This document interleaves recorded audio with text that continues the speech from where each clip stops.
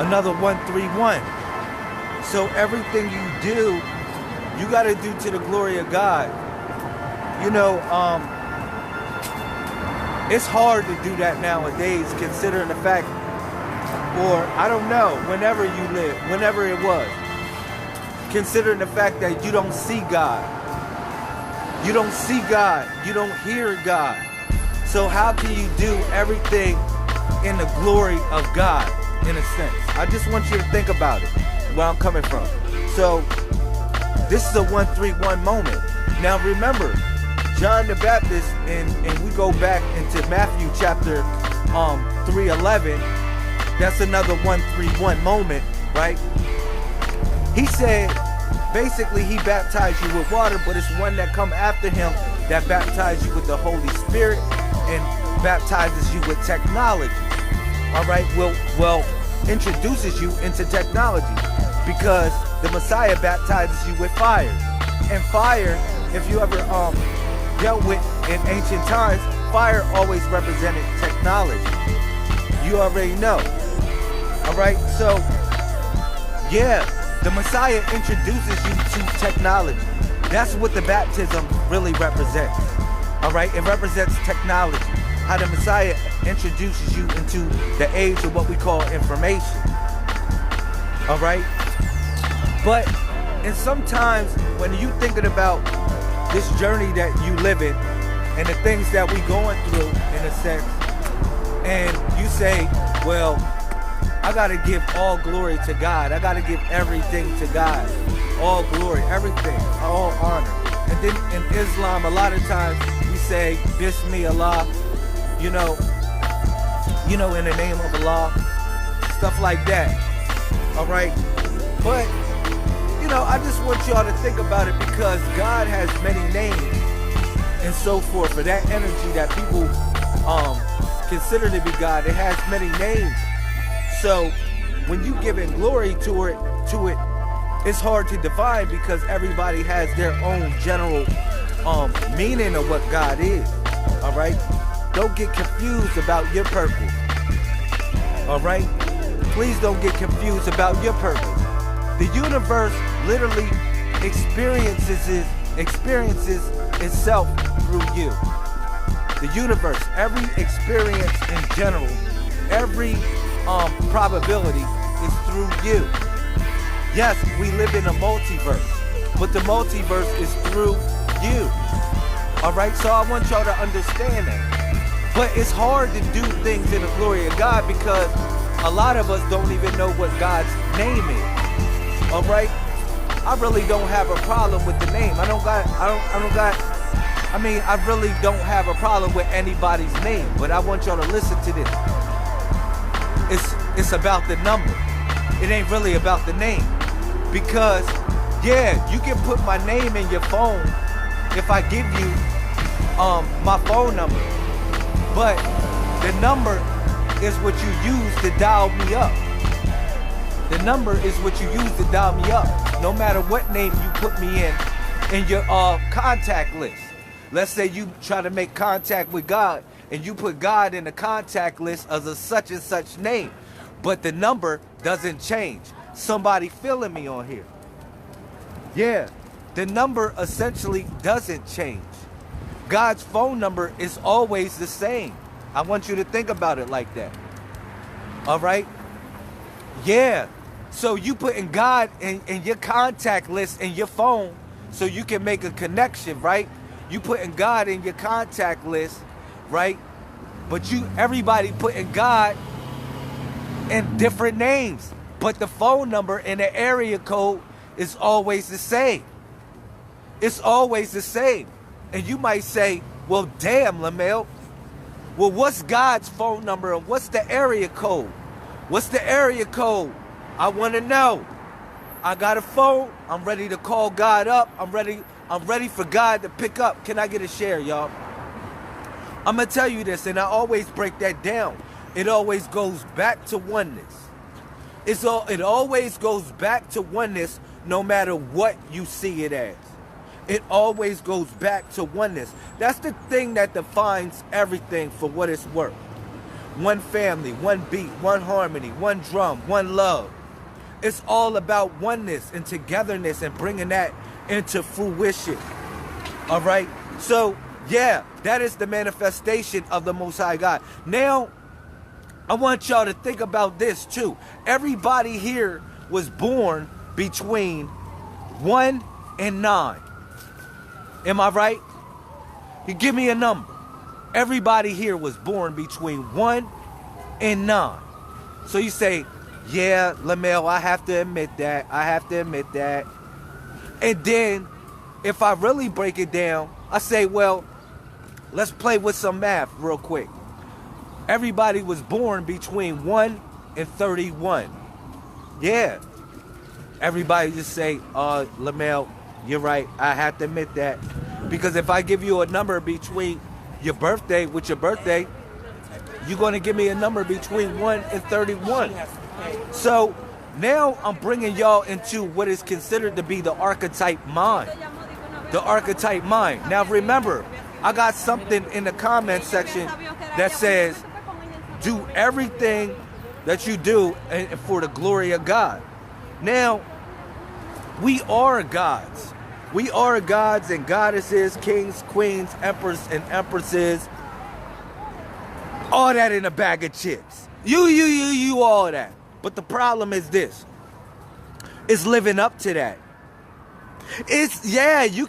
Everybody can hold a title. You can rock a title, but it's living up to it.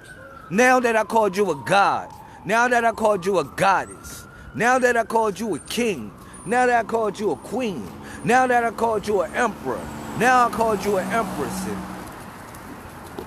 and a messiah. Now it's all about living up to it. I'm going to bring y'all to something what is considered to be the archetype mind. And I've been talking about that for all week. That's been my major slogan that I've been sharing with the people all week. What is considered to be the archetype mind.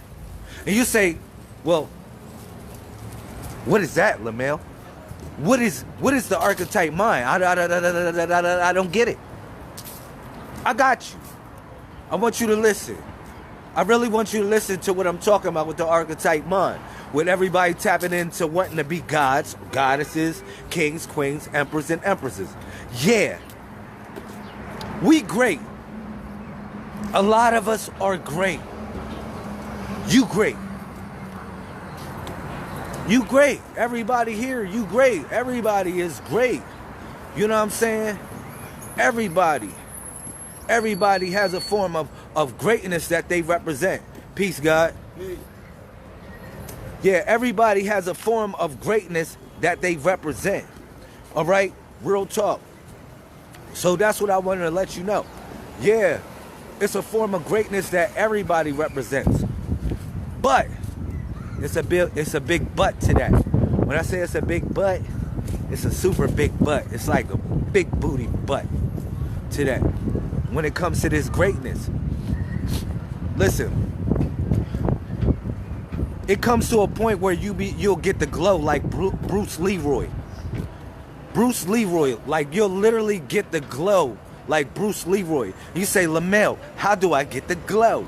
How do I get the glow? I want the glow. You gotta be dumped in the water. You gotta take the you gotta be dumped in the water by showing up. Take the red and the blue pill at the same time to make the purple pill to shine golden. Literally. But you gotta be dumped in the water to go through things by somebody that is considered to be Goliath. And I broke the Goliath thing down so heavenly if you listen to that. I talked about how Goliath literally represents how you convert carbon into a diamond. How I broke that down if you go to 2 Samuel chapter 20 verse 21. How it talks about Goliath, the structure of Goliath is really the structure of carbon. I broke that down. Hopefully you was there, but you got it now. All right. But yeah, it's the conversion of carbon into a diamond, which turns into a dodecahedron when your pineal gland is converted through the pressure and the pain and the torment that you go through in life. I just want you to listen. For all those people that's talking about New Jerusalem landing on their mind. All right? I'm breaking that down. Truly. So, I'm going to tell you about the art, about the wind, y'all. Look, listen. I'm going to talk to you about what is considered to be the archetype mind. Now, the archetype mind is deep. Listen. This is how deep the archetype mind is. Because some of us, we can raise to a state of uniqueness where we literally impress the universe. We literally impress the universe. All right? Now, those are our ancestors that we represent. Like I said, Oshun, Obatala, Ogun. When we representing certain ancestors like Haru, Horus, you know what I'm saying? Aset, Nephthys, Sekhmet, and various different other beings that raised to a state of uniqueness where they became an archetype mind. That's what's really going on with us today. But you can raise to that state. But I'm gonna tell you this. It's some of us that are a collective body. We are a collective body, meaning that we're one body.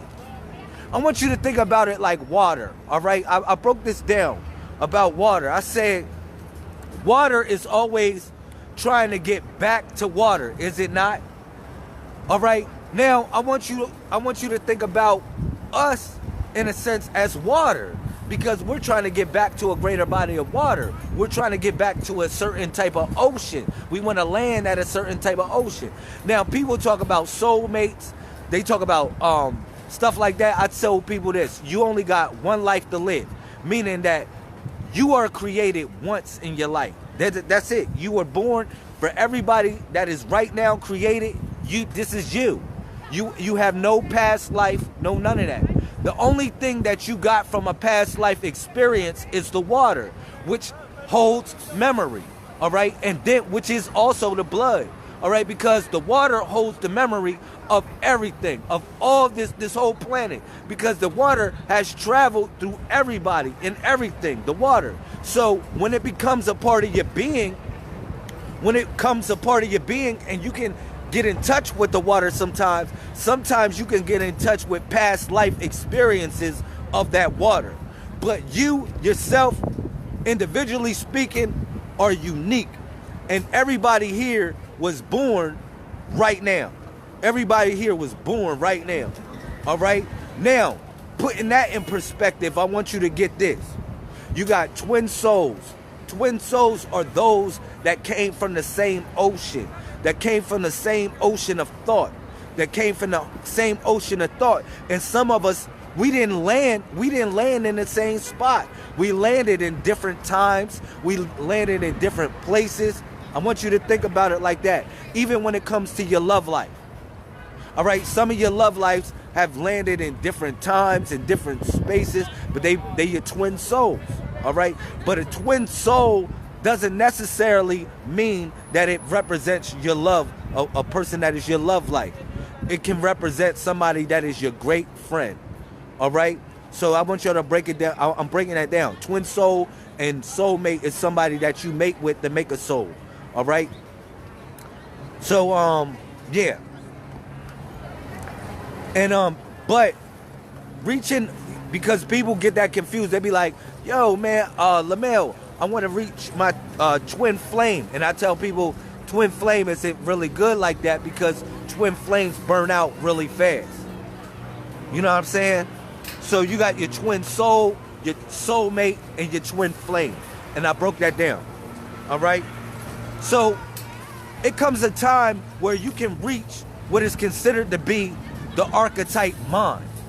You might say, well, what is the archetype mind? And I broke it down.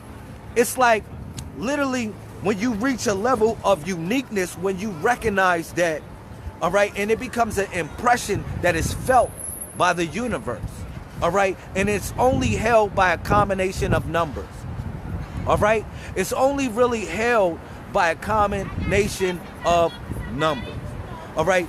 If you look at everybody's number, far as when you was born, how you was born, whatever you was born, the degrees, longitude, and latitude that you was born at that space and time, you'll see that even if somebody has your same birthday, all right, you are still unique in nature. All right? Real talk. No one person is born in the same longitude and latitude, time and space in the universe at the same time. Not one person. All right? Not one person. So everybody is unique. Everybody has a form or a degree of uniqueness. All right? I tell people this. That's why I said you was only born once. You was only born once. I broke that down mathematically. Now, if you want to say, really? Yeah, I broke it down mathematically speaking.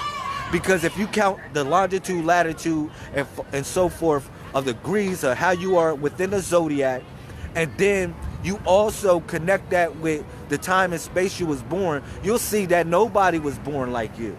Nobody. So you got to define all of that. You got to define all of that. I tell people, yo, it's all about the primes. The primes are manifesting. The primes are manifesting. You say, well, what are the primes? The primes came before the gods, goddesses, and I don't mean to utilize the word primes. I say the Walu, but you can probably utilize, it is like it came many words to describe it. All right? But the Walu means divine manifestation. All right? But the primes, this is what the primes is. The primes represent your numbers of your birth, like how everybody is born. For instance, it has to be logged in space and time. For some, like, my question is, did we discover numbers or numbers discovered us? I don't know. I don't get it. Like, numbers always existed. Like, people talk about Einstein's theory of relativity or Maxwell's equations or so forth like that. Yo, this shit always existed. It always existed, and it's unraveling. It is unraveling like a book that somebody found. Think about this, right? I got one question for y'all. Does anybody know, far as electricity, dealing with electricity, how much volts electricity that you generate as a human? Do you know that? Do you know that? And how it can be converted into magnetism. Do you know that? All right? It's something locked in your mind. My fault. This air is for breezy out here. It's something locked in your mind that's locked away that's saying, man, damn, I don't know that. But it's already there. It's already there. Look, we live in what is called the age of information, y'all. All right? The age of information, within this age of what we call information, it ain't no more secrets. Everything is going to be revealed. Everything that you've been looking for, everything that you've been trying to know, wanting to know, desiring to know. You don't even got to go to college for half of this shit. You can actually just take different courses where people are giving you this information because we are in the age of information. You feel me? Like, look at this. I'm telling y'all right now. It's going to come a time where I'm going to be teaching nothing but mathematics on here. Or sharing nothing but mathematics. Period. You're going to say, well, Lamel, why are you going to be sharing nothing but mathematics? I just want to hear some religious mumbo jumbo. No, it's time for us to elevate to a different degree of learning. Look, the universe knows mathematics, period. If you look at every element that is in a periodical table, it ain't no half elements. It ain't no half stepping. That's why the Messiah said this. He said, man, you either hot or you cold. You feel me? If you lukewarm, I'm spitting you out my mouth. It wasn't talking about how people that are wishy-washy in reference to lukewarm, because warm feels kind of good, all right? But it's talking about how elements are formed, because elements are either yes or no, meaning that elements have a specific compound that's it is just certain protons, certain neutrons, certain electrons. That's it. It ain't no half this and half that. So it ain't no half stepping when it comes to certain things and formulating the archetype mind. All right? Because one thing that I tell people is this. I said, man, look, when you forming what is considered to be the dodecahedron upon your pineal gland from the pressure that you're going through, because if you think about it, pressure makes diamonds, right? Pressure makes diamonds. It's a certain amount of pressure in a certain amount of time and whatever, it makes diamonds. So you're not thinking about the electricity that's flowing through your brain. You're not thinking about how you got literally dendrites that look like trees in your brain, but they fire up, and they giving the heat of 1,000,000 stars. It's giving out the heat of 1,000,000 stars. And for some reason, your brain can contain this force that's giving out a heat of 1,000,000 stars. Now, you got pressure that you're going through. The pressure that you go through in life, it's like on your, it hits on your pineal gland, and what happens? It starts to form something. It starts to form something. Like I said, it forms a diamond. It forms a diamond. Now, I relate it to a dodecahedron for this reason, because if you go into Revelation chapter 12, Revelation chapter 12, but even though it's connected to that, because you would say how the woman that was clothed in white, what did she have on her head? She had a crown of what? 12 stars. A crown of 12 stars. So now I'm telling you, the dodecahedron, it links up like that, because the dodecahedron, if you ever look at a dodecahedron, it's like it has a principle of 5 that connects up to 12 vertices. All right, so you be like, damn, oh shit. So you think about the 5 principles of the woman, or the 5 principles of Lazarus, or the 5 principles of the man, because if you think about that, you think about the 5 principles, like I broke down the 5 principles. For instance, the 5 principles are of daughter, sister, mother, wife, and widow. And then if you go to the 5 principles of a man, it's the same thing. It's the son, the brother, the father, the husband, and a widower. So it's the 5 principles of a man also. All right, they all connect up. And that's your 10. That's why you got 10 fingers, because you learn the 10 command keys. The 10 command keys. The 10 command keys of the woman and the 10 command keys of the man. All right, which, like I said, is the 5 principles of the woman, which is your 5. And that's why I say it literally creates a dodecahedron if you look at it. And then if you look at it also,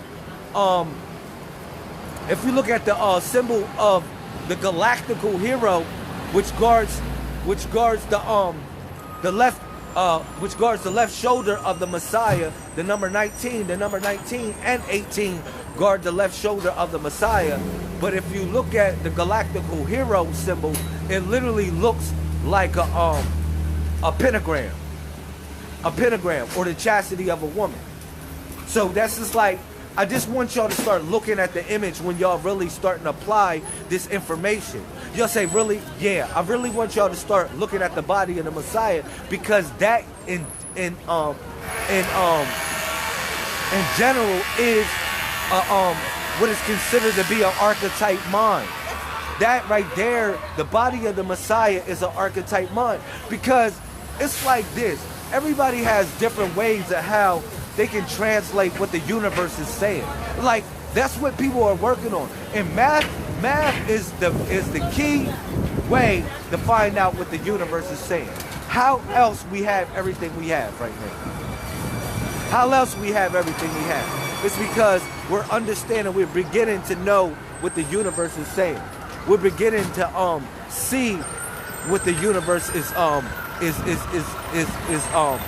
manifesting itself to be. All right. So yeah, and that's very important. Like I said, when you look at the body of the Messiah, I'm feeling real good right now. Shout out to everybody that supports the movement. I love y'all. I definitely love y'all, man. In conclusion, I'm gonna tell you what this build was about. Pardon me for all the noise. Listen. I just fancy Apollo shit for everybody. Look at this. In conclusion, let me tell you what this build was about. All right? I started off talking about the archetype mind and how we tap into it. All right? And I just gave you various different just references of why I say it's considered to be a archetype mind. Now, let me say this in reference to the archetype mind and raise into it and what it really represents.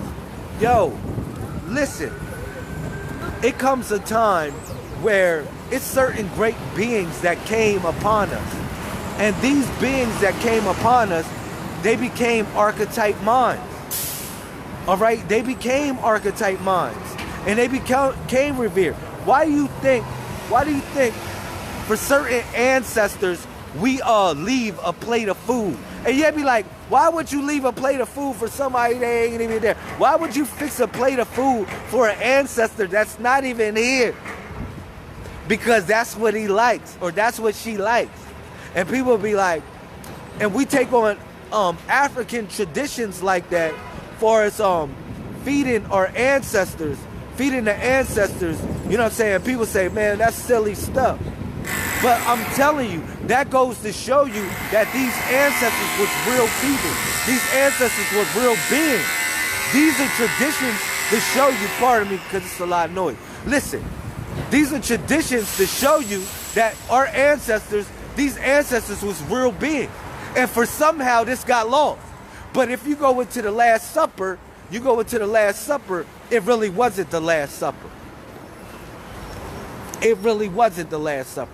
We still eating with our ancestors. That's what I want to let y'all know. So when you come and collaborate with what is considered to be the archetype mind, when you collaborate with what is considered to be the archetype mind, literally this is what happens. Yeah, a lot of us are unique, but some of us are meant to gather with those that have become that archetype mind. I'm dead serious. It's we all unique, but it's the purpose of some of us and a lot of us is to gather with some force that is a part of that archetype mind. Why you think about it like this? Why do you think people are attracted to Islam? People are attracted to Christianity. People are attracted to ancient Egypt and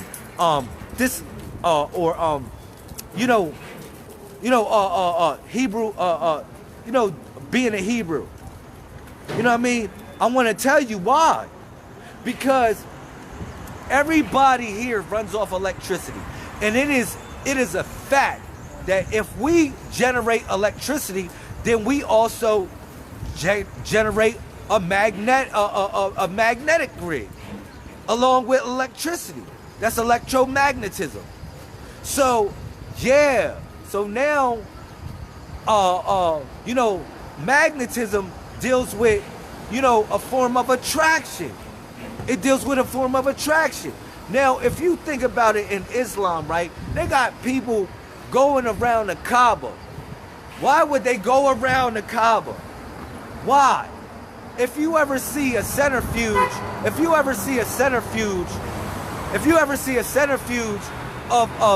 magnets, it can go on forever. It can generate electricity, a centrifuge of magnets. So you say, really? So yeah, electricity is generated in Mecca when people are making highs. I'm just keeping it real. Electricity is generated when you go from A to B, point A to B, back home. Electricity is literally generated. But also magnetism is generated too. Because along with electricity comes magnetism. It's just a fact. They're just bonded with each other. All right, they just bonded with each other. So now that is what's so deep, what I want y'all to understand about the energy that we can create within these days and times. When you chant and you invoke certain forces, yo, it is a fact that water changes with the structure of thought or a vibration or words that you plant upon it. So when you start to chant, your body's mostly water, we know that. All right, when you start to chant, you start to change the molecular structure of yourself. You start to change the molecular structure of your being when you start to chant. That's so deep. Imagine if you just invoke, I'm Gary, get $1 million. I'm Gary, get me $1 million. And then you start moving your feet to the beat. I got a horn bump on that one. I'm dead serious. I want you to think about it like that. All right, and when it comes to happiness also, they say for real, yes. Yes, for real. All right, it's all about that, man. It's all about that. So chanting is very important. Yo, certain smells are very important. I'm gonna tell you, real talk. You might say, for real, like when people wear certain smells, like if somebody ever smell me, if you ever smell me, you say, whoa. You say, man, that dude smelled like an ancient one. Like he smelled like the ancient ones. Because I wear a lot of stuff that the ancient ones wore. I wear a lot of like smells that the ancient ones wore. I just want y'all to think about this for 1 second.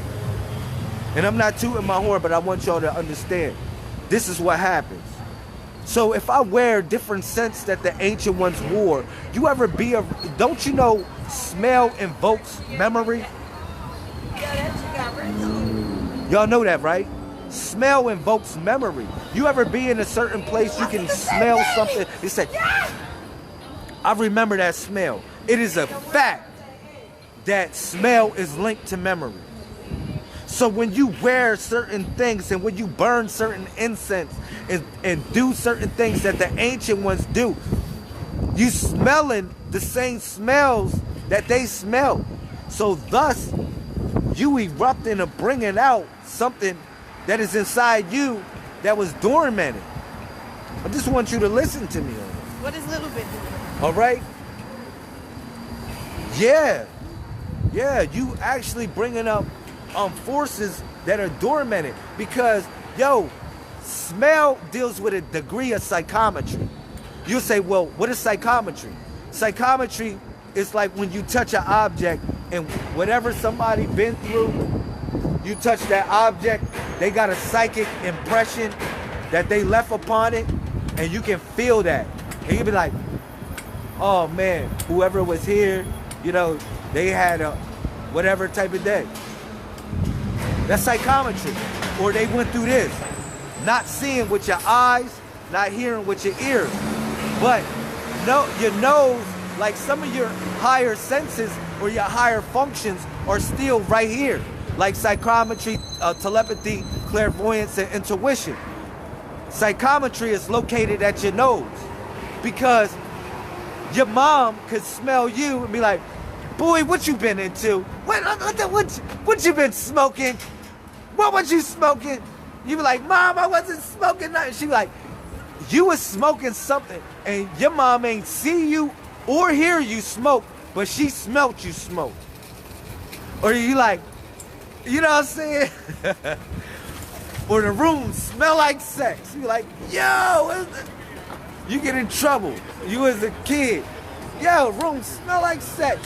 What was you doing in here? Your mom and dad know what's going on. Or grandmom know what's going on by the nose. By the nose. That's why I say you knows. You knows. because phonetically speaking, you knows with your nose. So yeah, the elders, they left something there for us to tap into a memory of the ancient ones, and it was our nose. Why you think they knocked off the nose of the Sphinx? They knocked off the nose of certain references of our people. They knocked the nose off because they wanted to knock off the memory, the connection back to your ancestors. Truly, I'm just keeping it real. They wanted to knock the memory and the connection back. So yeah, you knows. We all knows. And hopefully you knows right now what I'm saying. You really knows. You knows what I'm saying. Yeah, fact. Hopefully you knows what I'm saying. Yo. It's done. It's done. I gotta get another computer. I run through computers, y'all, like crazy. People steal my computers. I run through computers. What's up, bro? You ready for me? All right. It was done by 5 o'clock. All right, cool. Want to get it right now? Yeah. Just get it ready. I'm out here broadcast. I'm chilling. I got it. I had to get another computer, y'all. I run through computers like crazy. Thank you. I run through computers like crazy. I'm not lying. Either people, like the last computer I had a MacBook Pro, yo. Look, somebody stole my MacBook Pro. That was like so messed up, but I already knew what it was. I knew what it was, man. I didn't even really cry about it. For real. That's why I haven't been able to do presentations, man. I'm gonna keep it real. Y'all know me, man. Y'all know me. When I got my gadgets, I do amazing shit on here. Y'all be like, how did he do that? Real talk. And, man, people got whipped. And they stole my MacBook Pro. So I said, man, damn, I took the hit. And these last couple months, I haven't really had a computer. And I had a little, I went to get a Chromebook. Look, Chromebooks are only for writing books. Don't try to broadcast and do no special shit with your Chromebook because it will not work out. It will not work out. That's what I tried. And guess what? I cracked my screen on my Chromebook. So I can only use my Chromebook hooked up in the house. So that's why I couldn't really finish some books that I wanted to finish. Because I have to finish them on the fly. You know what I'm saying? I have to utilize the Chromebook. And I cracked the screen on the Chromebook. So I was like, damn! Like, ah! Didn't cry about that. I just kept it pushing, y'all. Real talk. I didn't cry about it. I just kept it pushing. And then it was like, so now I'm like, man, I gotta get me a computer, man. And then y'all know I had to go buy a van because we having an event called the Rise of Atlantis, which is happening the 21st of this month. Hopefully you be in Atlanta. It's going to be in a private location. You can get the tickets from Sister Jasmine Thompson. All right? Or you can just inbox me. I'll send you a free ticket. But it's a private event. We're doing baptisms of water and fire. And we're also doing a coming into manhood, womanhood challenge. And it's just going to be fun.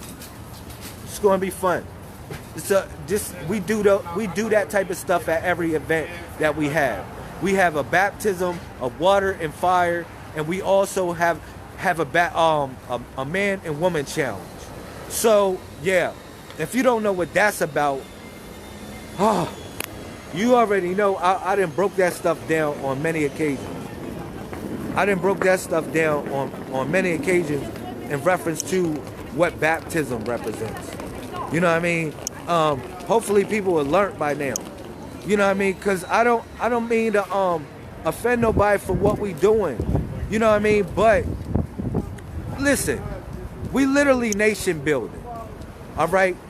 We nation building. That's the only thing I can say. Collectively, you gotta, everybody has to nation build. You have to gather with someone. That's what ecclesia is about. Ecclesiastical law. My fault, I'm trying to unpin this comment right here so I can show y'all the other comment that I wanted y'all to see. Yeah, it's all about ecclesia nowadays. All right, and people say, well, what is ecclesia? What is ecclesia, Lamel? And ecclesia comes from the word, it means church, all right? But it's a system of law when it comes to ecclesia. It's a system of law. It's a body of law. It's nation building. It's nation building. That's what we have to do nowadays. We have to gather ourselves collectively under one body of law politic and circumvent who and what our people are. All right? And that's it.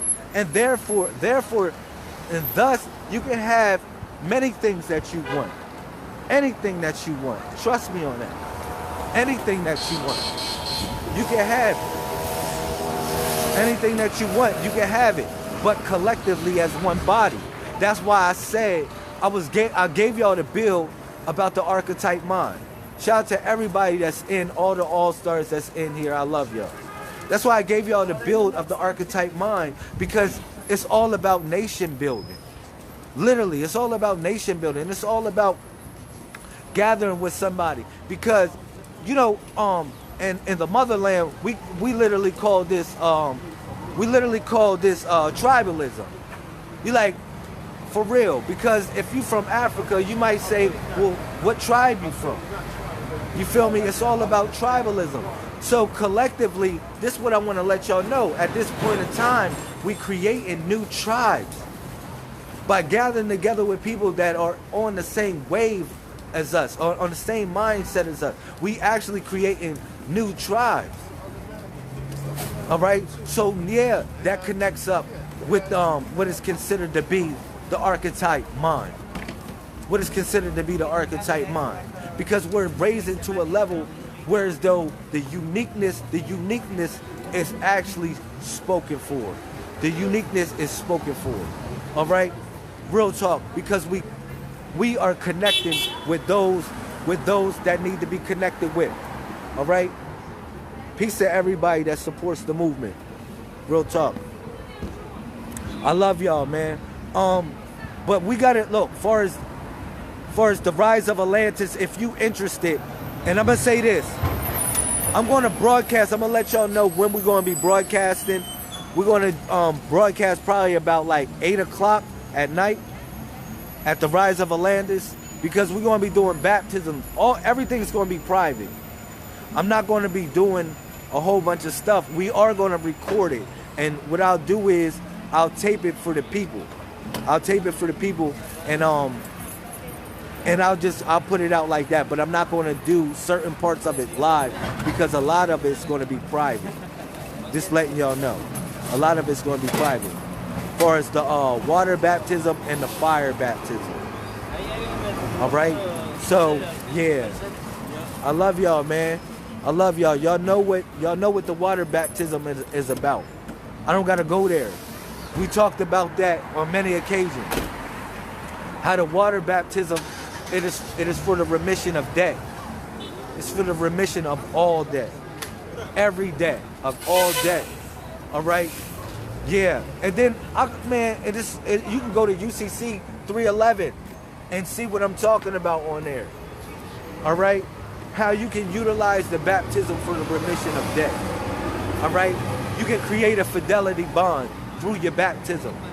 How you do that first is you write a letter. You say, I'm coming. You say, I'm coming. That's why I said it's important for the people that are getting baptized to say, I'm coming. So you can write your letter. Send a certified letter to Jasmine, so Jasmine can pick the certified letter. This is important. Look, listen. If y'all smart people, man, y'all smart people.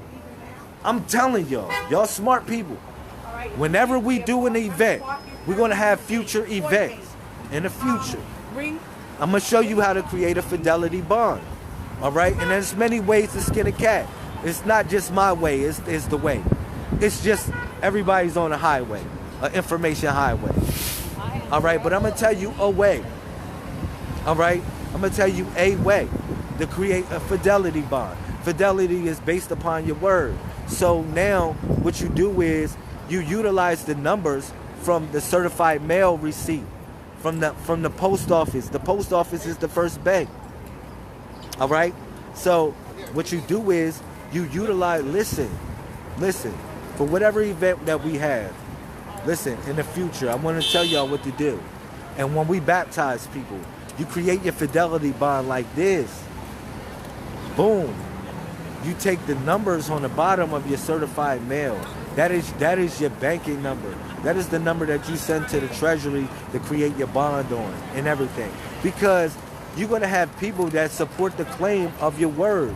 The claim of your word, because you're going to certify through a, first of all, you're going to write, you can just write with your hands. You don't need a computer. You say, man, I'm coming to such and such to the rise of Atlantis. I'm coming there. And then you get it notarized with an ID. They say, that's you. All right, that's you. All right, cool.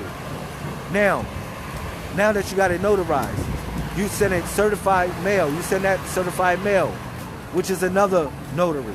You send it certified mail. You create a contract, basically, because somebody got to sign for it, which is going to be our president. She's going to sign for it, utilizing the mail, which you saying, I'm coming. And this is your word saying, I'm coming. So now with the declaration of trust, we slide that number on your declaration of trust. And also we slide the proof of you said you coming, you said I'm coming, and you do come. We slide the proof on your declaration of trust on your fidelity bond. All right? To say that you did this. This is money. You become good money. You become 100% good money by your word. All right? So I want you to think about it like that. Think about it in reference to how you knowing what this is all about. And from there, you can create a negotiable instrument of your choosing with that bond. Because, listen, with that bond, because you send it to the treasury, and then you got everybody as witnesses commencing your word of what you said you was going to do. And you said you was coming to get baptized. And you saying you coming with your heart, with everything that you got inside you, because you want to be forgiven. You want to be forgiven. You want to be forgiven for the remission of debt, or remission of sin, which is debt. All right? And God is the highest. And God can forgive man-made debts as well as sin. And that's a universal principle that I want y'all to embrace. That's a universal principle that I want y'all to embrace. And I don't know if anybody shared the Bible with y'all like that. Because when I share the Bible with y'all, I just look for the numbers that make sense. That really make sense to my reality. The numbers that coincide to what I'm talking about. Because Bible means biblos, meaning it means many books. So it's a comprised formulation of many cultures into one book. So we learning that. We learning how to decipher this. But so many people are in so many matrix. A matrix in their own way. That's all I gotta say, because I'm Gary go handle some business. I love y'all, but I'm gonna come back on and I'm gonna be broadcasting live. But that's important. That was an important bill that I gave y'all. It's an important bill that I share with y'all, that y'all learning, man. And I want y'all to learn as we all learning, as I'm learning. You know, I'm learning to be better. I mean, this didn't come to me. I'm learning every day to be a better person, to be a better leader, to be a better motivational speaker, to be a better person that can share this information effectively so you can know what I'm talking about. I'm learning too. All right? And that's how we learn it as humans. That's who we are as beings of the universe. All right? So once we understand that, we'll always grow. We'll always grow. Trust me. So 747, 24/7, 361 degrees. Shout out to my 1221s. I love you. You love me. Me is we. Shout out to my 141s, my 414s that know the 411.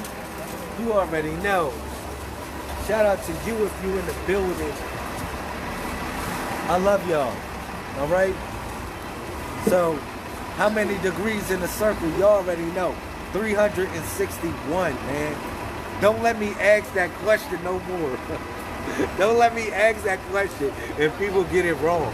I will smack you up. Pat, pat, pat, pat. Pat, pat, pat. I will smack that ass up if you don't know 361 degrees in a circle. All right? But broadcasting live from New York City, you already know we in here. Harlem. Shout out to the people. Cool.